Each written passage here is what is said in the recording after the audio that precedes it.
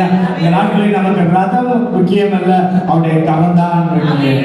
ஆமென். இந்த ஆகாப் ரதத்திலே அவன் வேகமாக செல்கிறான். ஆனால் அந்த எலியாவின் மேல் கர்த்தருடைய கரம் இருந்தது. இந்த ஆகாபுக்கு முன்பாக இந்த எலியா முந்தி சென்றான். ஹalleluya. ஆமென். புரியுதா உங்களுக்கு? ஆமென்.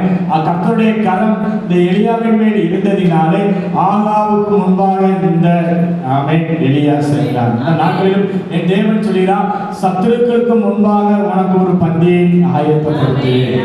ஆமென். சத்துருக்களுக்கு முன்பாக உனக்கு ஒரு பந்தியை ஆயத்தப்படுத்துவேன்.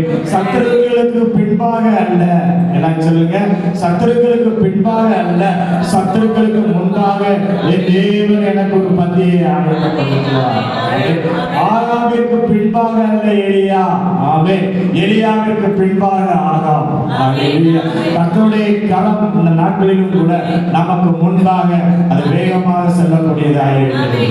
ஆமென். கர்த்தர் உங்களுக்காக ஒரு காரியத்தை வைத்திருப்பார் என்று சொன்னால் அந்த காரியம் உங்களுக்கு பின் தள்ளி கொண்டே போய்கொண்டே இருக்கும் என்று சொன்னோம்னா, ஆண்டவருடைய கரம் எந்த இடத்துல இருந்தாலும் சரி உங்களை தள்ளி போன காரியத்தை உங்களை அள்ளி கொண்டு வந்து அந்த இடத்திலே நிறுத்துகிற தேவனாக இருக்கிறார்.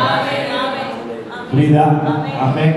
ஆண்டவர் உங்களுக்கு ஒரு ஜாப்பை கொடுக்கணும்னு ஆண்டவர் நிச்சயித்திருப்பார் என்று சொன்னால், ஆண்டவர் உங்களுக்கு ஒரு உயர்வை கொடுக்கணும் என்று சொல்லி நிச்சயித்திருப்பார் என்று சொன்னால், அது தள்ளி போய்கொண்டே இருந்தாலும் ஒரு காலம் வரும் பொழுது, ஆண்டவர் குறித்த காலம் வரும் பொழுது உங்களை தள்ளி போய்கொண்டிருந்த அந்த ஜாப்பை அள்ளி கொண்டு வந்து என் தேவன் உங்களுக்கு கொடுக்கிறவராக இருக்கிறார். என் தேவன் தள்ளுகிற தேவன் அல்ல, என் தேவன் அள்ளுகிற தேவன். நான் சொல்லுங்க, என் தேவன் தள்ளுகிற தேவன் அல்ல, என் தேவன் அள்ளி கொடுப்பவர், அள்ளி கொடுப்பவர், அள்ளி கொடுப்பவர். ஆமென். ஹalleluya. கர்த்தருடைய கரம் அள்ளி